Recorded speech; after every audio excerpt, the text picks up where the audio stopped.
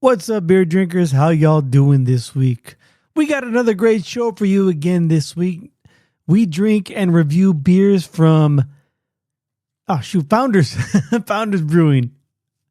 We went with the little theme here. We both have some Founders. They're both barrel aged, and Sorcerer Chromatic had KBS. I had CBS, and I called it Kentucky Brand Stout and Canadian Brand Stout.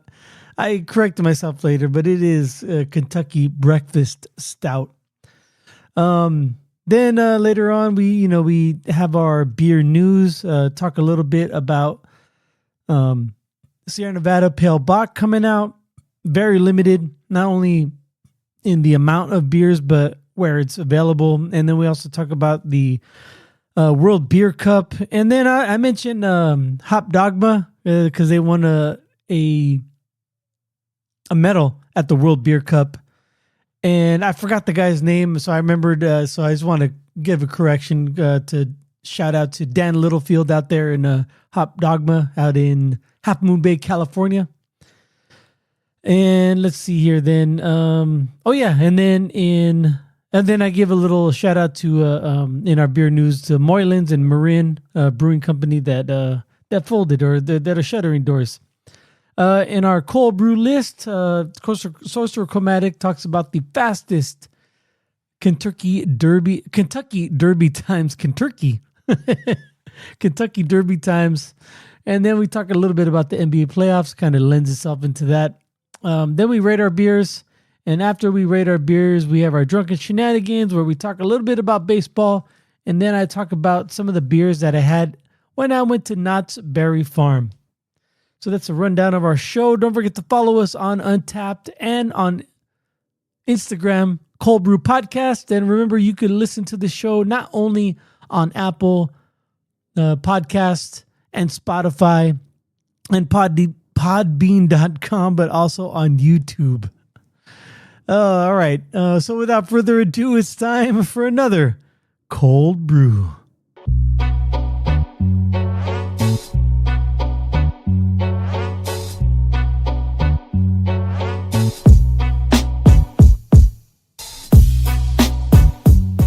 Coming at you pre-recorded from Cöld Brüe Studios. I am Greg. He is Sorcerer Chromatic, and we're here to talk about beer. Yes, we are.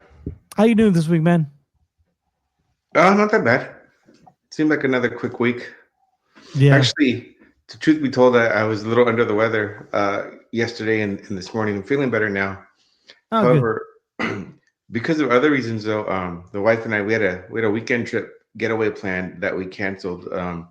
Like probably late last week, maybe early last week, but we knew it was just going to be a tough time crunch and getting our girls situated. So, yeah, it's a good thing we didn't go on our trip because I would have just been miserable the whole time.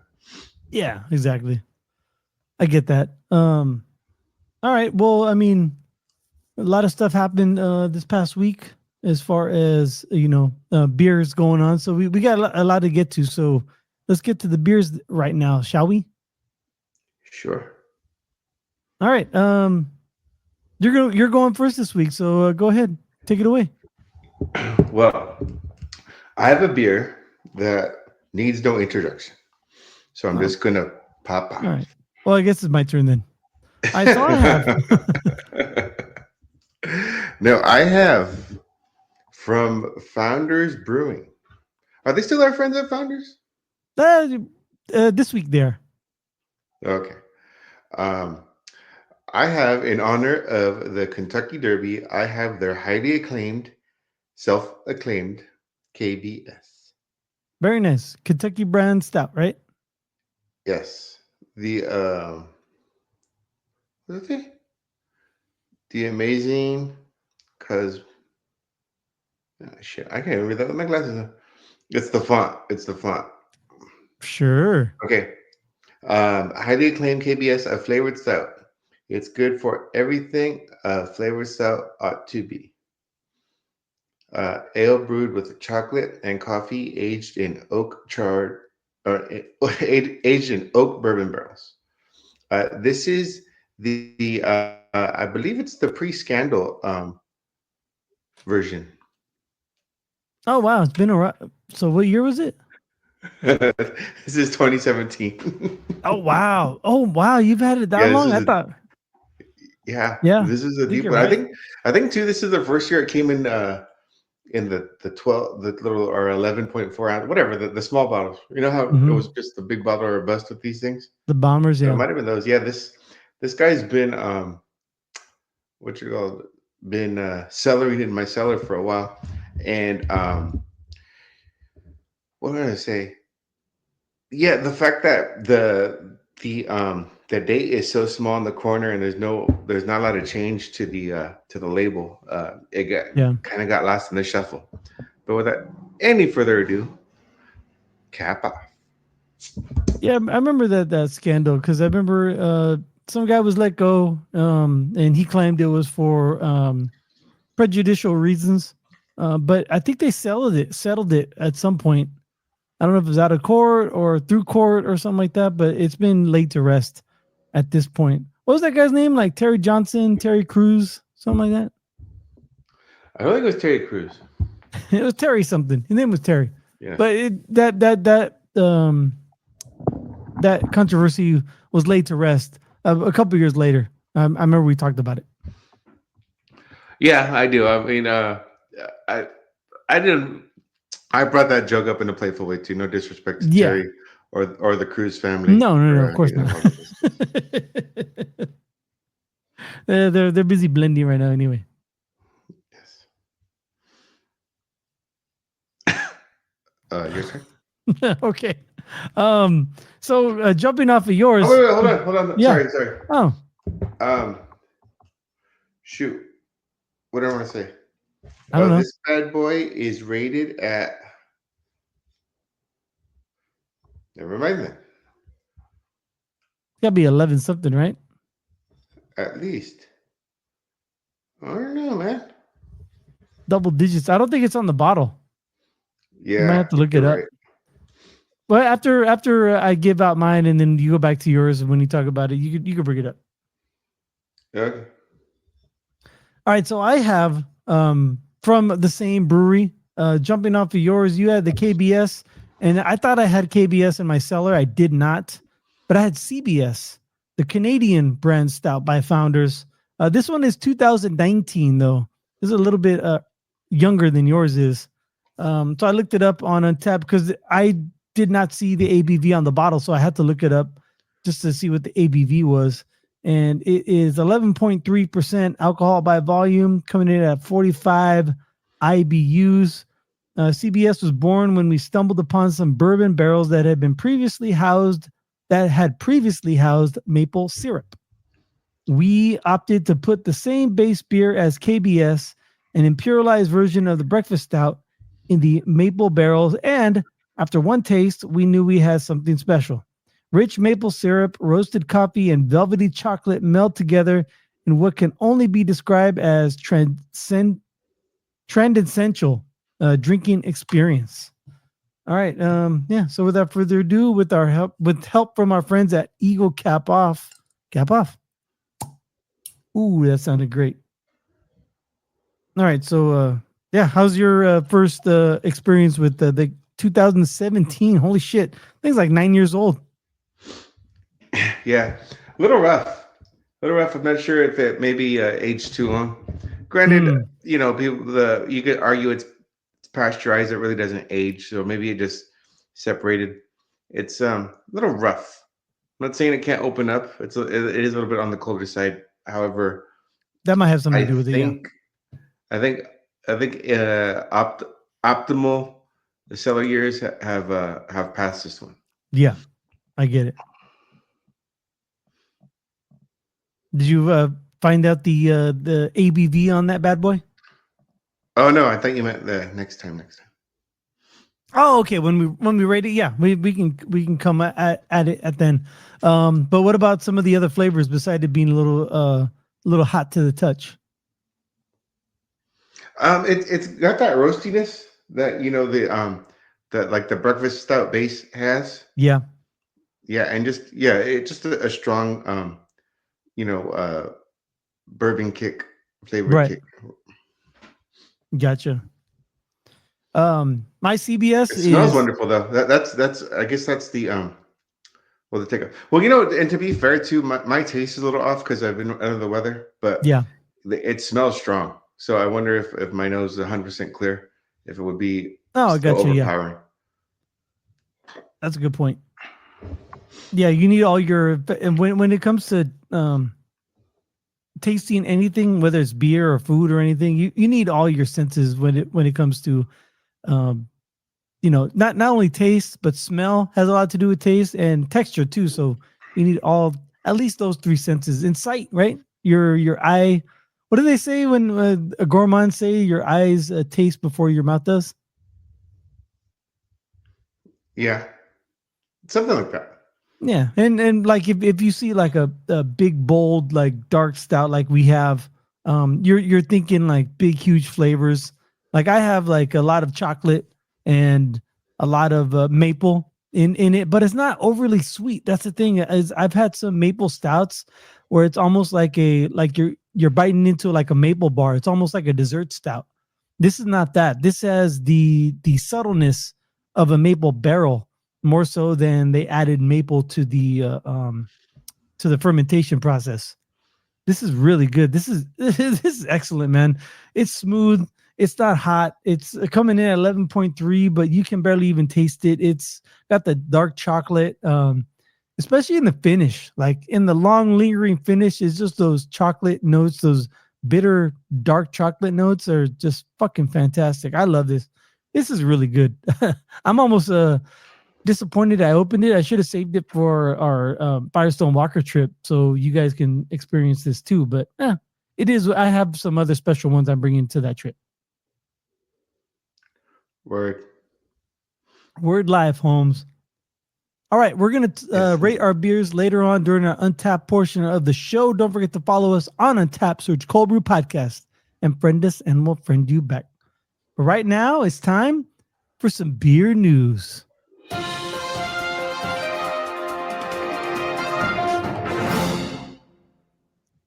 All right. I have one big story, but I wanted to touch base on something I talked about last week. I was talking about one of my favorite Instagram followers. His handle is Beer Aficionado, and that's the guy he's based out of Illinois. I want to say the Chicago area, but he says his wife is from Northern California, so he also dips in on the Sacramento beer scene every once in a while too. So, but he's really good and he's the one who clued me into this, and then I saw a story on it, and I sent it to you. That Sierra Nevada has got their pale Bock back out, and it's only available in certain states. I want to say like, I think I sent you the picture, right? I think it was like California, Vermont. It wasn't California, District of Columbia, Kentucky, North Dakota, New England. Oh no, and he's Nebraska, New Hampshire, Ohio, Pennsylvania, Virginia, and Vermont. It's only available in there. So you are lucky if you can find it out there in California. I'm talking about you, Sorcerer Chromatic. And it's right up your alley. They call it Pale Bock, but it's a Maibach. So, I mean, I think that's right up your cup of tea, right? Yes, it is. So yeah, if you can find it, man, try to get it for the show so you can have it on the show. I know it's probably very scarce. I mean, there's probably a lot of hopheads out there or beer aficionados that want this beer that know it's out there. So if you can find it, cool. If not, it's fine too. Would you say Maibach is? Would you say Maibach is like one of your top three favorite styles? It's up there. I don't know about 3. Ooh, that's asking a lot right now. Okay. Fair enough. I knew it was up there though. I know you like the Gordon Biersch Maibach. I think that might be my favorite Gordon Biersch is their Maibach. And I haven't had it in like years though. Top 3 Gordon Biersch for sure. Yeah.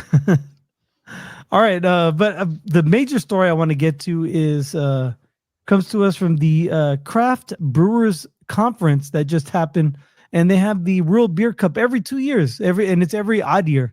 That's how I remember it. So the 2025, they just had the World Beer Cup, which is a lot of U.S. beers, but also some beers from all over the world. I'm gonna go through a couple of these because I live in Arizona, I am going to talk about Arizona beers. I I think there's 6 breweries and cideries that won medals from at the World Beer Cup. Let me see here. 6 Bird Cider. I had I had Jordan on from Six Birds a while ago from my Tap That series. They won for their apple pie a la mode. And he was talking about that cider on our during our little chat. They're out of Tempe, Arizona, and they won a bronze in the botanical or spiced cider. Barrio Brewing won a bronze in the English style brown ale for their Rojo. Lumberyard Brewing won a silver in the extra special bitter category for their Railhead Red. And it's funny because the extra special bitter category, Sierra Nevada won for their pale ale. They won a gold for that one. I remember reading that. I'm like, holy shit, Sierra Nevada pale ale won a gold in the extra special bitter. It's not a pale ale category. It was in the ESB category. The Saddle Mountain. My friend Laura and John out there in Goodyear, Arizona, they won a silver for their Now What in the golden or blonde ale. That's a good one. And I told them how much I like that beer. I'm happy they won a silver. Good for them. Dragoon Brewing Company won a silver for their Scottish style ale. Ooh, they beat out Saddle Mountain for their Clandestine, their award-winning beer. But Dragoon won for their Dragoon Amber. And the last one out of Arizona. Oh, that is the last one out of Arizona. So 1, 2, 3, 4, 5. Arizona won 5. California won so many. That's why I'm not going to go over all of them. But a couple notables. Drake's Brewing out of San Leandro, California, won a gold for their Bold Rush, which is an American style cream ale. And then in the American style cream ale for silver, 21st Amendment won for their amendment lager. That's funny because it's American style cream ale, yet it's a lager. Their amendment lager won a silver. I think I don't know about you, but I think that's kind of funny. And then of course Ghost Town won because like the name style is not the category. Right, yeah. When it's off, it's either an ale or a lager to begin with. That's yep, exactly. It's a huge crossover. Yeah, Ghost Town won two medals. Out there in Oakland, they won a gold for their Necrocrat, which is an American style pale ale, and they won a gold in the American style strong pale ale. Bless you. They won a gold for their Mordant. Oh shit! Alvarado Street won a bronze for their gold label Mai Tai PA. That one keeps winning beer. That one keeps winning awards all over the place, man. That's another good one. That one's a favorite wherever it goes. Yep, exactly. Russian River, they won a silver in the Belgian style strong blonde ale for their Damnation. Hop Dogma, our friend over at Hop Dogma. What's his name? Jim? Jeff? John? Shoot, I forgot. It's been a while since I talked to that guy. They won Pyros Prost. They won a gold. It's a chili beer. Not my favorite style, chili beer, but hey, good for them. Yeah, that's one of those unique ingredient recipes. Yeah. Some find what do I say? Strange with their beer. Right, yeah. And I'm not even, I don't even like coriander. That's how much I don't like spice in my beer, and that's not spicy at all. The Sierra Nevada, I told you, won a gold for their ES. I hate black pepper. Thank you, Bernie Mac.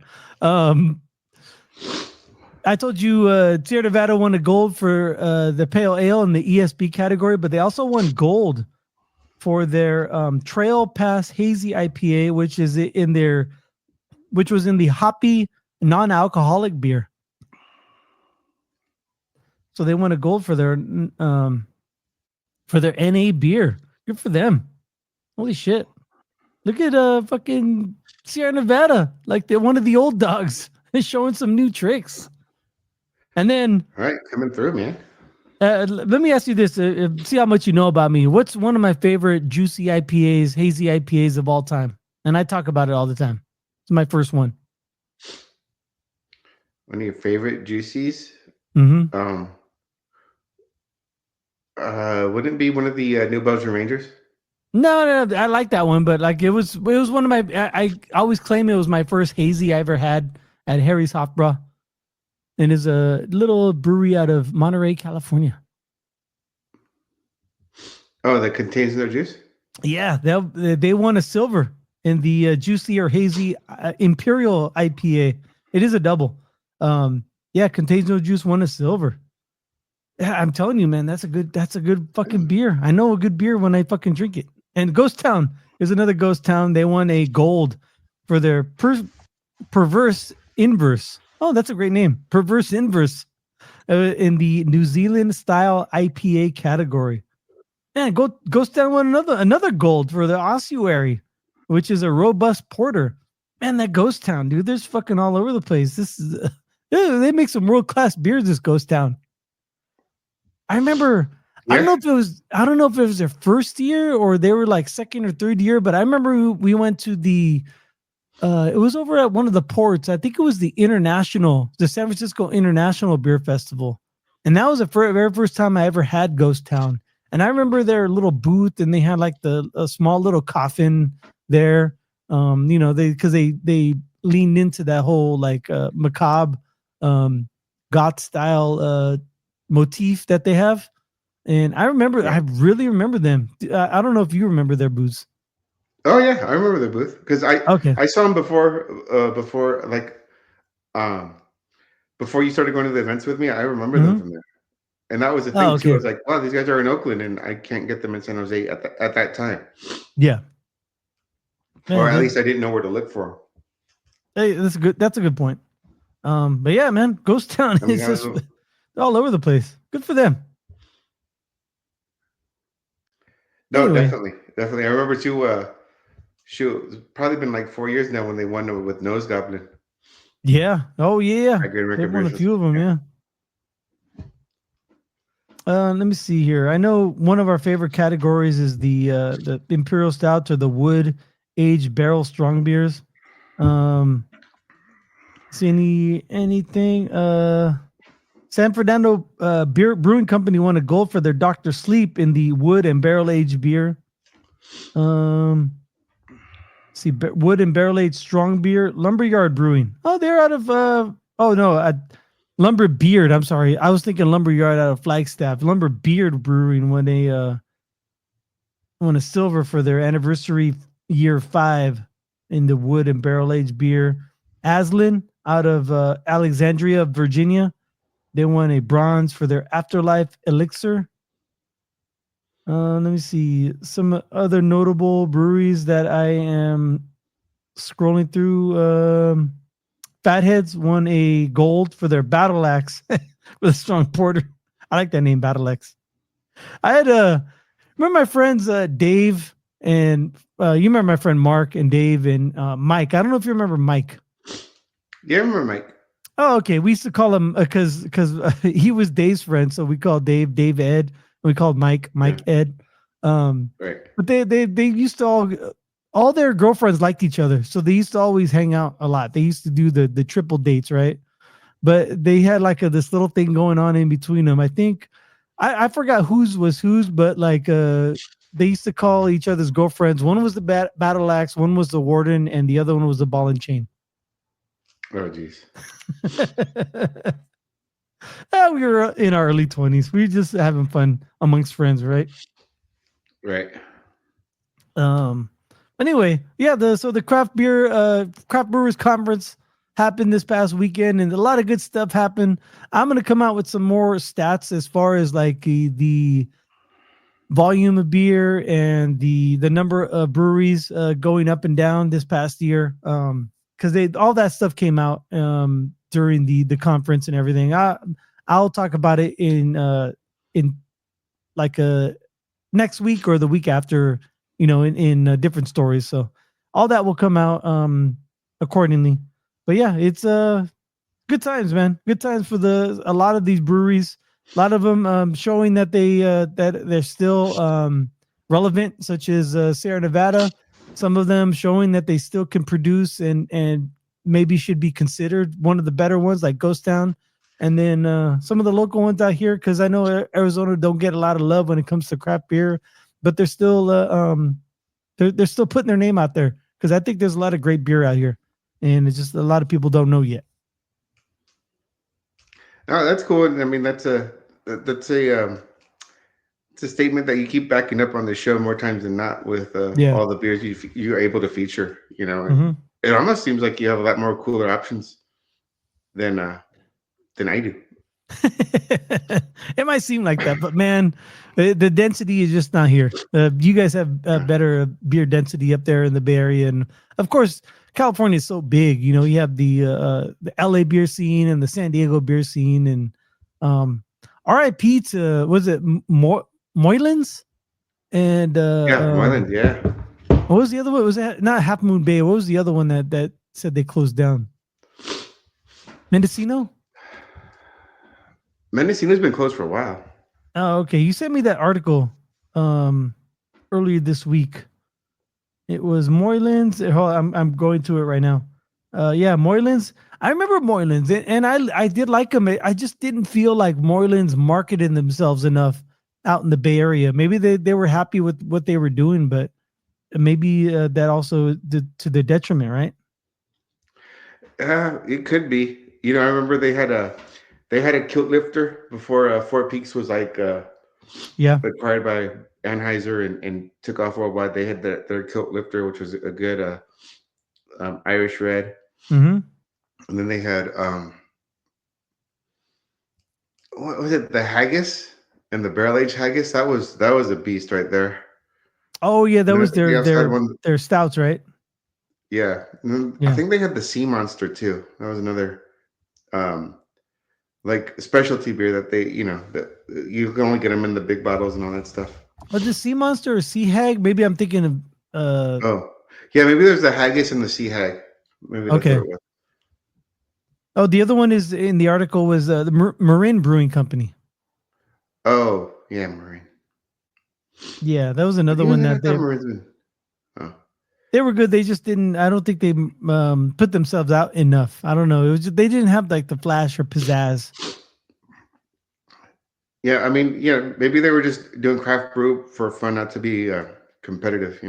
Yeah, but that kind of lends into that trope that I've been talking about, where if you name your brewery after the city that you're in, it's almost like doomed for failure. Oh, because of the bias? I don't know about, maybe not failure, but just obscurity and then subsequent failure. But whatever. What do I know? All right. So that's all I have for the beer news this week. So do you know what that means?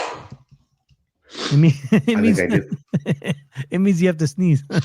No, it means it's time for everyone's favorite segment on Cöld Brüe, because it's my favorite segment. It's time for the Cöld Brüe List. Dun, dun, dun, dun. Let me ask you this. Did you watch the Kentucky Derby today? Yes, I did. I did watch the Kentucky Derby, and I had money on journalism, and just barely lost, man. Just barely lost by a CH. By a RCH? A BCH. Oh, okay. Yeah, because RCH is real thin, right? The BCH is a little bit not as thin. Coarser. Yeah, it's a little bit coarser hair, yes. All right. So, well, in honor of the Kentucky Derby, I have a fast list for us today. Oh, okay. So you're done? All right. What did you notice about the Kentucky Derby? Oh, this week it was muddy. It was a mud. His father was a mudder. His father was a mudder? His mudder. He loves the slop. He eats it up. Eats the slop. Yeah, the sloppy track was a wet track. So that right away, that's why I asked about the over under time. Oh, okay. Yeah. But even then, they probably would have wiggled it if they take that bet at all. Yeah, my sports book doesn't. I'm sure if you went to the actual track, they may have that line. All right. So I have in front of me the times of the fastest Kentucky Derbies. Oh, okay. Of all time, like do the top 10 or something. Yeah, I'm gonna do like the top 14 because it's some of them are tied, so they're like Oh, okay. 14 horses. Gotcha. Yeah. But interesting. So I'll start from high and go low to the fastest, right? Okay. Don't want to bury the lead. All right. So back in 1965, a horse by the name of Lucky Debonair came in at 2 minutes, 2 minutes, 1.2 seconds. Oh, okay. Hey, there is a reason why they call it the fastest 2 minutes in ports, right? Yes. And the most exciting. Oh, there you go. So that was 65, 78 affirmed I've heard came of that in name. at the same time. Yeah, you heard that name because with that time he won that race and he went on to win the Kentucky Derby. I thought that's what you were talking about. Oh, I mean the Triple Crown. That's what I meant. Okay. Yeah. So that's kind of crazy where like well, not crazy, but it just worked out where this time was good. Well, that's the thing. It just one race in the leg, but yeah. Lucky Debonair was on pace for that. And just a note too,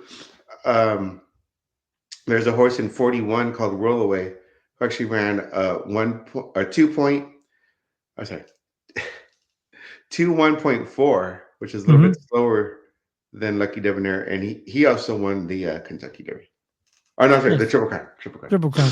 Which is hard because like the two other races are totally different. Like one's a super long race, like 1.5 mile, right?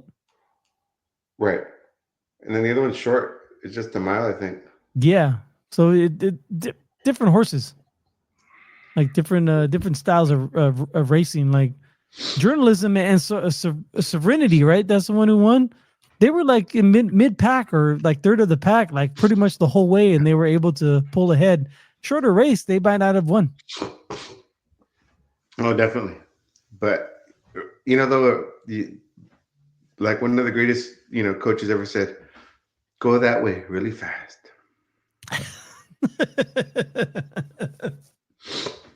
He also said, the street value of this mountain. All right, go ahead. Okay, so after affirmed on this list in 1995, Thunder Gulch. Oh, that's a great name. That's a good Western name. Yeah, it sounds like isn't that one of those casinos out here? It might be out there in Lincoln, California. Right. Again, 2 minutes, 1 second, 0.2. And another 2 minutes, 1 second, 0.2 was in 2021. Mandalone. Oh, okay. All right. So moving on. Again, these are increments in 1960. I'm sorry, in 1996. At 2 minutes, 1 flat was Grindstone. Oh, I think I remember that one. I think I remember watching that one. In 2000, again with the 2 minutes, 1 second flat, the Fusalici Pegasus. Oh, I don't remember that. Yeah, 2000. It's a crazy name. Yeah. That's too close to the Fugazi Pegasus. Why would you name your horse that? Because it has no wings, that's why. All right. 2020 with a time of 2 minutes, 2 minutes, 0.61 of a second Dang. is authentic.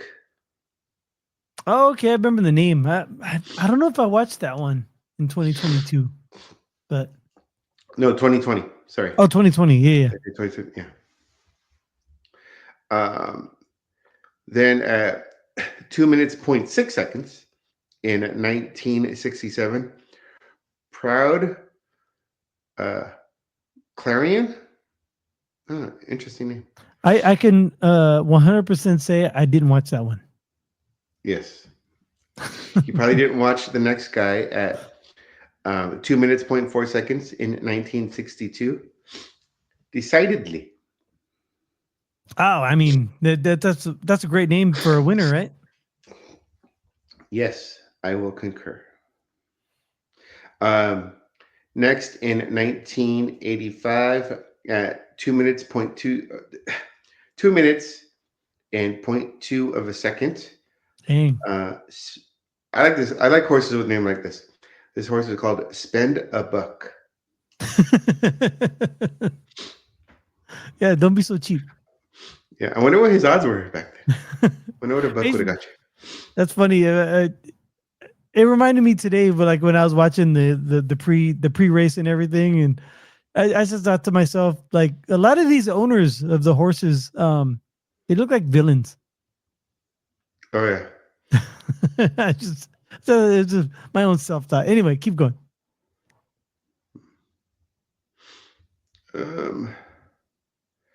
Where was I? Spend a buck. All right. Next is at 2 minutes flat in 1964, Northern Dancer. Oh, Hold Me Closer, Northern Dancer. Yes. And then next, with the second fastest time, breaking the 2 minute barrier at 1 minute 59.97 seconds. Dang. In 2001, Monarchos. What a name. I like that name. Right. Reminds me of somebody. I don't know who, but it reminds me of someone. Go ahead. Very kingly. And then the fastest time at 1 minute 59.4 seconds, the greatest of all time, 1973's Secretariat. It would have been such a sight to watch a horse like that just destroy everybody. Yeah. My wife was telling me that, crazy as it sounds, is every horse in this race this year was a descendant of Secretariat. Oh, no shit. Putting him out the stud, huh? Well, I mean, obviously not a direct descendant, but gosh. Yeah. So you think that's just over 50 years, right? They did like a 23andMe and they traced the lineage. Pretty much. Do horses have 23 chromosomes? I don't know. Yeah, I don't know either. I know each animal or in plant and everything, they have their own chromosomes. All I know is humans have 23 chromosomes. So, did you watch? I did. My wife and I were talking about it, and we were just kind of chilling today because we both weren't feeling good. And next thing you know, I just checked the time. Oh, let's see what's going on with the race, and boom. Took a while. They said 3:57. I tuned in at 3:56, and they didn't like really start racing until like 4:01, 4:02. I thought it was like a rainout delay because it was so wet. It looked like it was like raining when it was happening. Yeah. I was like, wow. I thought too.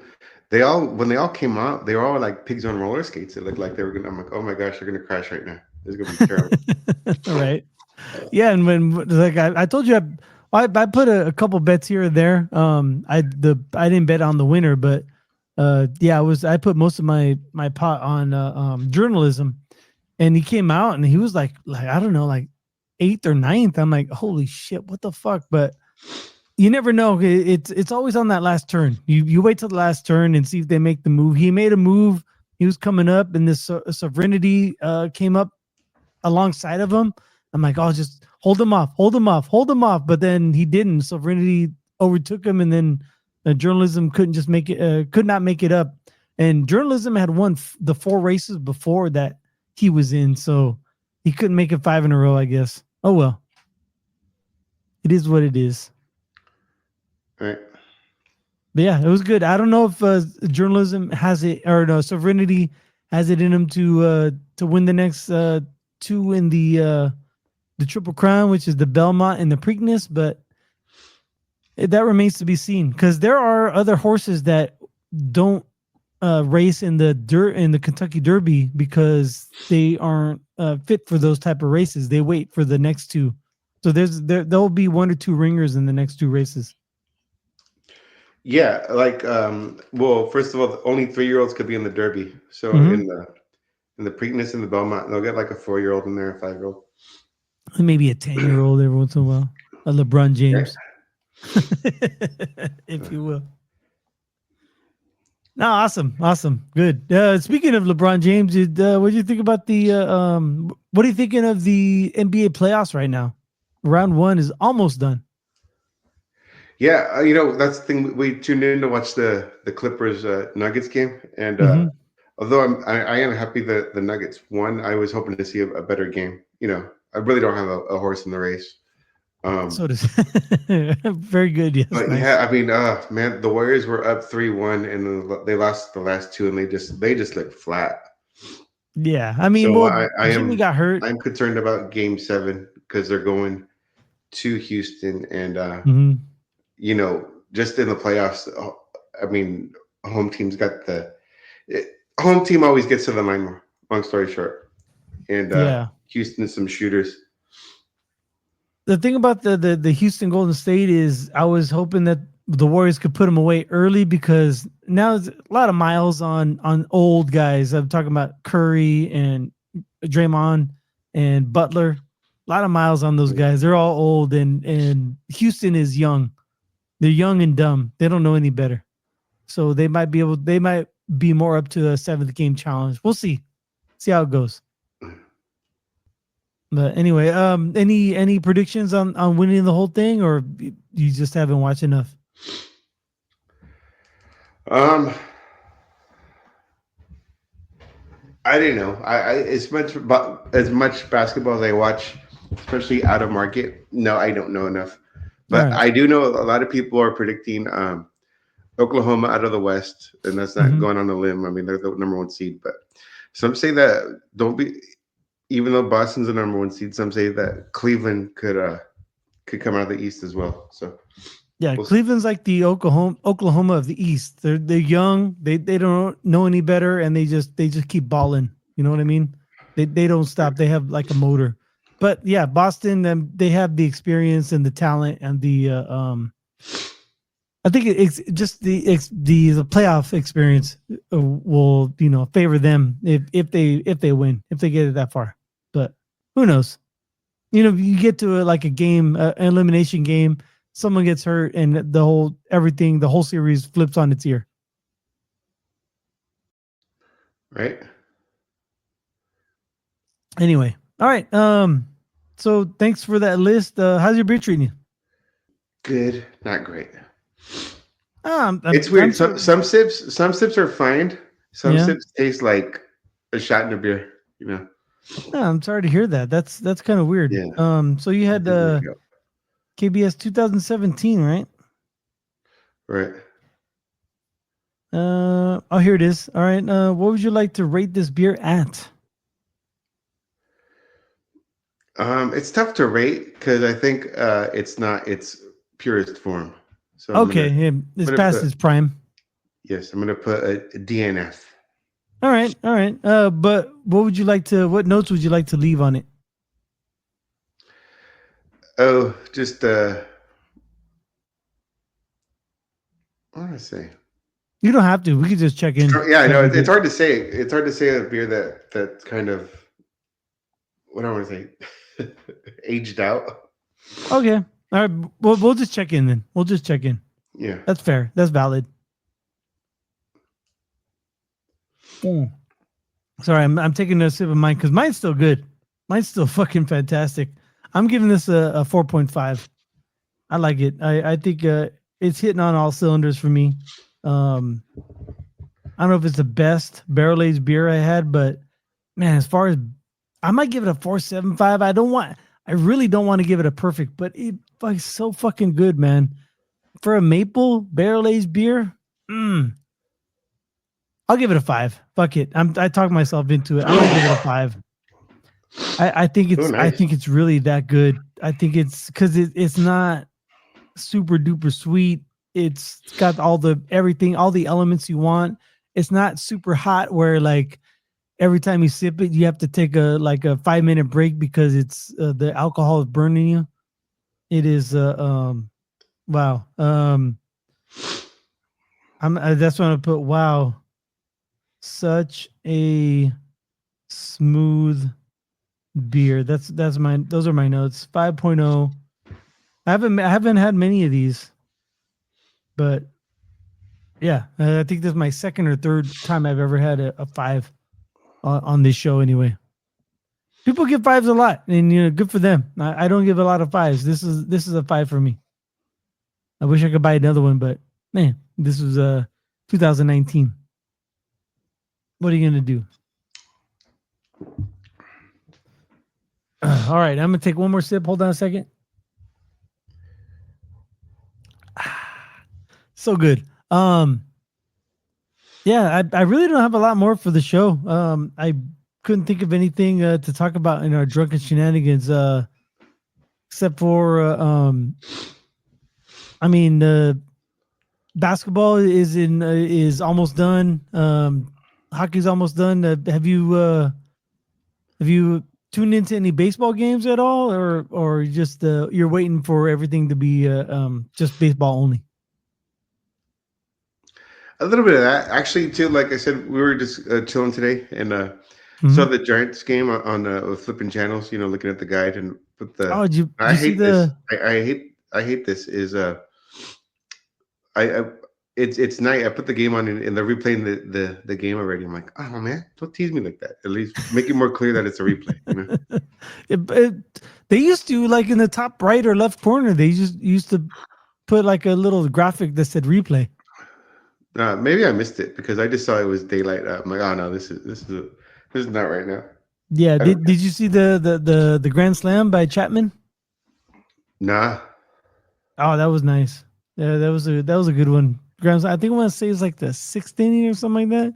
They were down like 3-2, and Chapman comes up and hits a Grand Slam, and I think they ended up that was the final score of 6-3 after that. But yeah, the Giants are doing well. They dropped like 3 games in a row. I think they lost twice to the Padres and then once to the shoot. Who are they playing this week or right now? Rockies. I think they lost the first game to the Rockies, but then they won the last 2. But I'm surprised at how well the Giants are doing, and they're keeping pace in the West, even though they have the Dodgers and the Padres ahead of them. Crazy. Yeah, I mean, they're playing well. I mean, what else could you say? Yeah. What have you heard in the local sports like broadcasts about the Giants? Nothing. They're just keeping pace. Their pitching's helping them out. They're Mm-hmm. getting the support they need. Just good Okay. good baseball. In fact, too, they're even on them for like losing to losing the dropping that one to Colorado. It's like you need to beat the teams you should beat, no matter who's pitching or who's in the lineup. Yeah, Colorado is terrible. My daughter's her choir is supposed to sing at the national anthem at the Diamondbacks game, and it's funny because they're supposed to sing May 16th. She's not gonna go because she's also in a um dance school, and they have a no, not dance. Her school, her 8th grade dance is that the final dance of the year is that night, so she's going to that instead. So she's not going to sing in the choir's performance at the Diamondbacks game, but they're just singing at the the Rockies. I'm like, if I'm going to see a team, I don't want to see the I don't want to see the Rockies. They're the worst team in the NL West. And it's funny because the night before on Thursday night, the Giants are in town like Tuesday, Wednesday, Thursday. And I was like, why couldn't she sing on one of those nights? Right. Just to watch I probably can't watch the whole game, but I could be there for 6 innings. That'd be cool. Yeah. But anyway, yeah, fun times. Oh, what I did want to talk about, I remember now. I'm glad I brought up my daughter because last weekend we went to Knott's Berry Farm, and I didn't talk about the beer that was there. So most of it was AB InBev. They like Bud Light, all that stuff. They also had some Modelo. They had like Modelo Negra and Modelo Especial. They also had some Estrella Jalisco, and then they also had the only craft brewery that they had was a brewery called Brewery X, and they had a couple beers from them, and they're out of LA. But the one I really liked, the one that was great, I got it was called the Cantina Sur, and that was the in the Fiesta Land area. And they had one called Dictionary Roulette. It was a hazy IPA. And I was like, okay, hazy IPA, I'll check it out. I just wanted an IPA, right? I just wanted a craft beer. They had 2 different beers. I forgot what the other one has. I should have taken a picture of the tap handle, but the one I took a picture of was the one I got. And I was expecting just a run of the mill, like, hazy IPA, like a Voodoo Ranger hazy, or was it Mind Haze, or Little Big Thing or something like that. No, this was a legit like New England style IPA. Like it looked like, excuse me, it looked like like almost like a blend of